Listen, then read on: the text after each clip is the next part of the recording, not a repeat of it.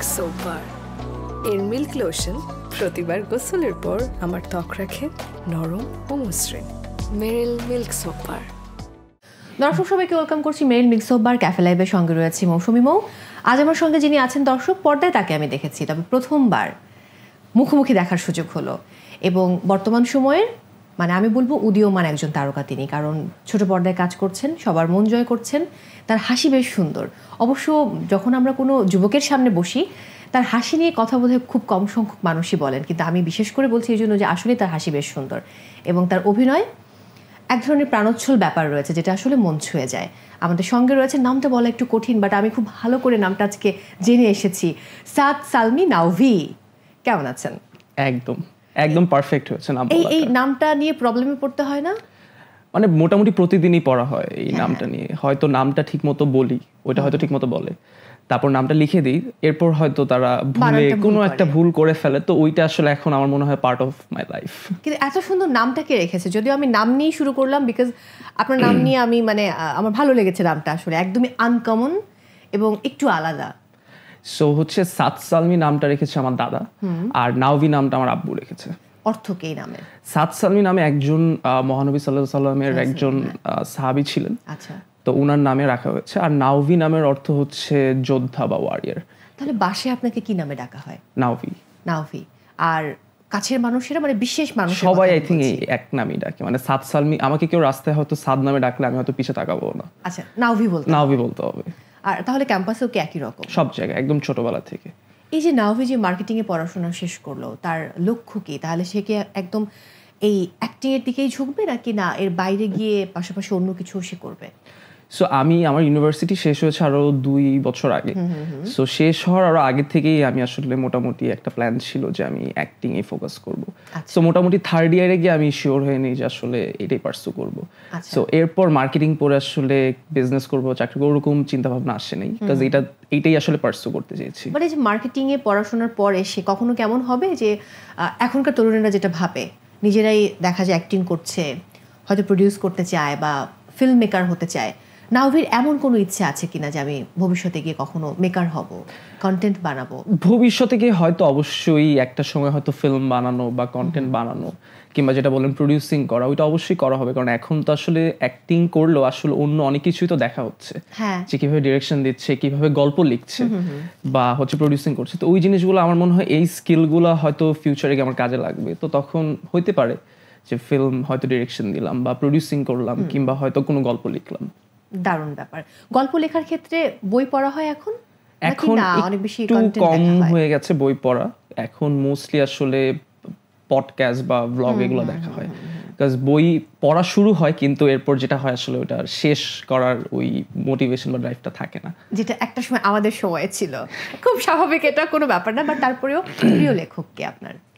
আমার প্রিয় লেখক এখন যেহেতু আমরা মোটামুটি late 90s, so Humayun Ahmed আসলে একদম ছোটবেলায় জন্মের পর থেকে আসলে বাবা মার কাছ থেকে ওনার নামই শোনা হয়েছে।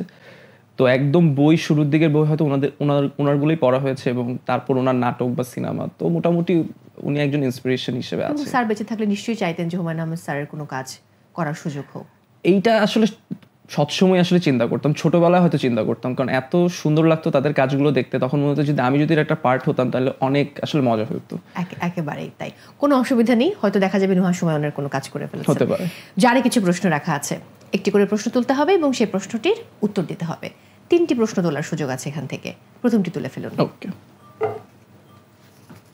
কি আছে কি দিব নাকি আমি পড়ব? আপনি পড়ে ফেলেন, নো প্রবলেম। ওকে, কি আছে? সাদ আর সাদনিমা নামের মিলের কারণে কোনো বিড়ম্বনার শিকার হতে হয়েছে? না, যেহেতু আমাকে নাওভি নামই ডাকতেছে, তো সাদনিমাকে আসলে সাদনিমাই ডাকতেছিল, কিন্তু সাদনিমার নামের একটা বিড়ম্বনা আছে, সেটা হচ্ছে ওকে সাদমিনা সবাই কেন জানি ডাকে। মিনা, আই থিঙ্ক মিনা কার্টুনের ওই রেফারেন্সটা ছোটবেলায় মানুষের মাথায় আছে। তো ওই কারণে ওকে সবাই ওকে কনফিডেন্টলি সেটের মধ্যে মানুষ সাদমিনা শুনো যে সেভাবে তাকায় আছে। আমি কি আবার ভুল বলছি? হ্যাঁ ভাই, আপনি আবার ভুল বলছেন। তো এটা ওর সাথে অনেক হয়েছে। খুবই মজার। কোন একদিন ওর ইন্টারভিউ নেবার সময় আমি সাদমিনা বলে সাদমিনা প্লিজ। পরের প্রশ্নে যাব।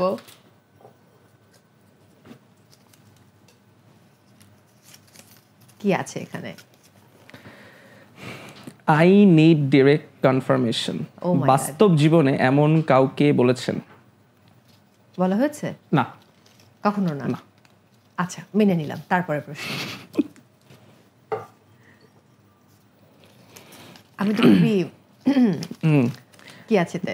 নাওভি ইন্দ্রাণী কি একটি জনপ্রিয় জুটি হতে যাচ্ছে?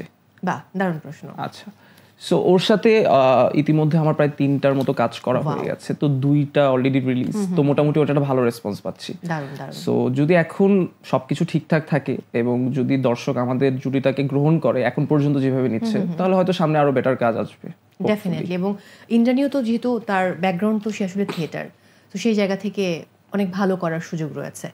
অনেক শুভকামনা থাকবে জুটির জন্য। একটা ছোট্ট ব্রেক থেকে ফিরে আসছি আমি। দর্শক, সময় হয়েছে বিরতি নেবার, ফিরছি একটু পর, আমাদের সাথেই থাকুন। মেরিল মিল্ক সোপ বার, এর মিল্ক লোশন প্রতিবার গোসলের পর আমার ত্বক রাখে নরম ও মসৃণ। মেরিল মিল্ক সোপ বার। দর্শক, ফিরে এলাম ব্রেক থেকে। সবাইকে আরও একবার ওয়েলকাম করছি। মেরিল মিল্ক সোপ বার ক্যাফে লাইভের সঙ্গে রয়েছি মৌ, আর আমাদের সঙ্গে আছেন সাদ, সালমি, নাওভি। ওরে বাবা, এই নামটা একবার বলার জন্য আমাকে আলাদা করে অ্যাওয়ার্ড দেওয়া শুধু উচিত। নাওভি বললেই হবে। আচ্ছা, ওকে, আমি নাওভি বললাম। এরপর থেকে যতবার দেখা হবে বা ইন্টারভিউ নেবো আমি নাওভি বলবো।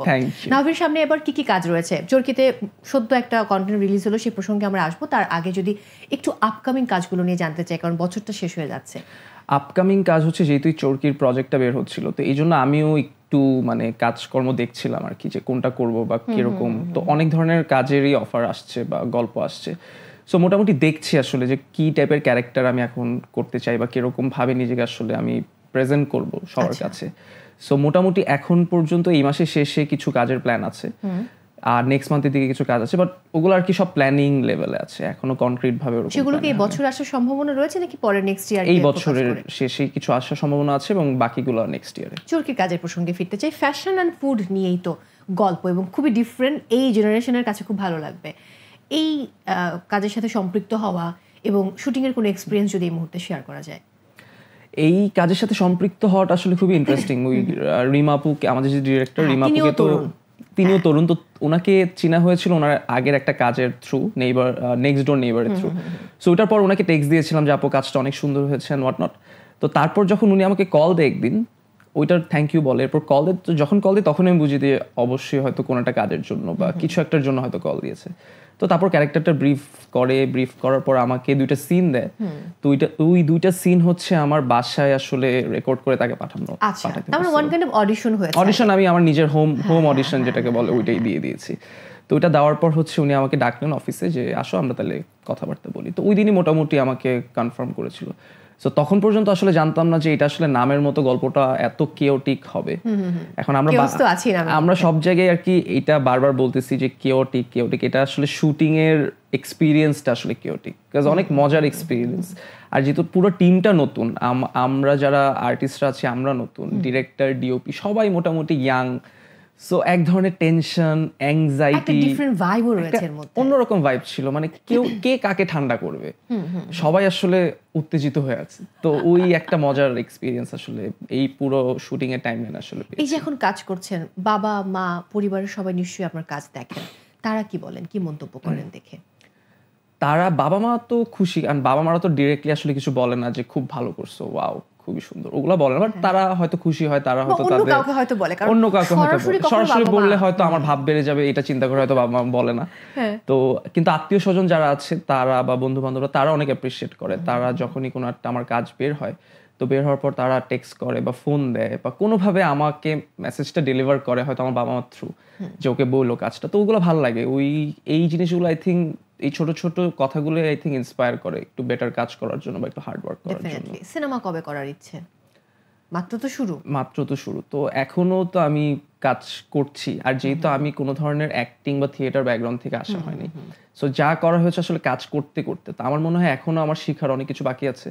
সো ওগুলো ওভার দ্য টাইম আমি শিখবো, আরও ভালো ভালো ডিরেক্টরদের সাথে কাজ করবো, আরও ভালো আর্টিস্টদের সাথে কাজ করবো। তো তখন ইমপ্রুভমেন্ট যখন হবে এবং যখন সবাই আসলে মনে করবে যে আমি আসলে সিনেমার জন্য প্রপারলি রেডি, তখন আসলে, এবং আমার নিজেরও মনে হবে যে আমি রেডি। বাট এর আগে আসলে আমি রাশ করতে চাই না, আসলে রাশ করতে চান না, এবং একসাথে ভুল পদক্ষেপ নেবারও দরকার নেই লাইফে। একটা ব্যাপার জানতে চাই, অবশ্যই প্রত্যেক মানুষের জীবনে কিছু ড্রিম পার্সন থাকে, সেটা মেল ফিমেল হতে পারে, যে আমি তার সাথে কাজ করতে চাই, তার সঙ্গে একবার দেখা করতে চাই, যেহেতু আপনি অভিনয়টাই করেন, আপনার লাইফে এরকম ড্রিম পার্সন কারা রয়েছে দেশে বা দেশের বাইরে? আই থিঙ্ক দেশে যারা ছিলেন মোটামুটি তাদের সবার সাথেই দেখা সাক্ষাৎ হওয়ার এবং কাজ করার সৌভাগ্যটাও হয়ে That's গেছে। great. সো বিদেশে যদি বলি তাহলে অবশ্যই শাহরুখ খানের সাথে একবার দেখা করতে চাই। ওয়াও, সো এখন ওনার সাথে কাজ করতে পারবো কিনা জানি না, হয়তো ওনার ছেলের সাথে যদি কোনোদিন কাজ করতে পারি, কিন্তু ওনার সাথে দেখা করার একটা ইচ্ছা আছে। আই থিঙ্ক আমাদের সবারই কম বেশি ইচ্ছাটা আছে, বাট আমার কাছে এটা একটা। আর যদি ফিমেল কারো কথা জানতে চাই তাহলে ফিমেল কি আসবে? আর কার নাম যদি আসবে? ফিমেল তাইলে হয়তো আলিয়া ভাট এখন কারেন্টলি। ওয়াও, আবারও খুবই খুবই খুবই খুবই, ফেভারিট। হ্যাঁ, খুবই ভীষণ সুন্দর, ভীষণ ভালো লাগে। খুবই সুন্দর ওকে, আমাদের পরের সেগমেন্ট 10-এ 10, মানে 10-এ বস। এখানে 10টি প্রশ্নের প্রশ্ন করা হবে, সঠিক উত্তর দিলে 10-এ 10, আর না দিলে 10-এ বস। বাট কোনো টেনশন নেই, এখানে কোনো উপহার থাকছে না। সো আমি প্রশ্নগুলো করব, যেগুলো আমাদের টিমের প্রশ্ন। পাশে একটা রুবিক্স কিউব রাখা আছে, একটু চেষ্টা চালাতে হবে যে যদি এটা মেলানো যায়, যদিও অনেকে খুব অল্প সময় সেটা করে ফেলে। আমি মনে আই হয় না ডোন্ট নো পারবো। যে নাভি সেটা করতে পারবে কিনা। এটা খুবই কঠিন কাজ আমার যেটা মনে হয়। ওকে, আপনার জন্য প্রথম প্রশ্ন, রোমান্টিক নাকি কমেডি, কোন ধরনের গল্পে কাজ করতে ভালো লাগে? আর রোমান্টিক। ওকে, লিটল মিস কেওস নামকরণের কারণ কি? আই থিঙ্ক গল্পটা হচ্ছে ওরকম একটা মেয়েকে নিয়ে, যে মেয়েটা অনেক কেওটিক এবং ছোটখাটো, কেওস লাগিয়েই থাকে। সো ওইভাবে আই থিঙ্ক নামটা হচ্ছে আপু রেফারেন্স ওয়াইজ। ওকে, কাজের ক্ষেত্রে আপনার অনুপ্রেরণা কে? কাজের ক্ষেত্রে ফ্যামিলি বা বাইরের কেউ। আচ্ছা, এই যে মারুফ চরিত্রে নিজেকে প্রস্তুত করতে কি কি প্রস্তুতি নিতে হয়েছিল? মারুফ চরিত্রে কাজ করতে হচ্ছে ফার্স্টে যে প্রবলেমটা আমি পার্সোনালি ফেস করছিলাম সেটা হচ্ছে আমি ন্যাচারালি অনেক মানে এক্সট্রোভার্ট একটা ক্যারেক্টার বা অনেক লাউড একটা ক্যারেক্টার।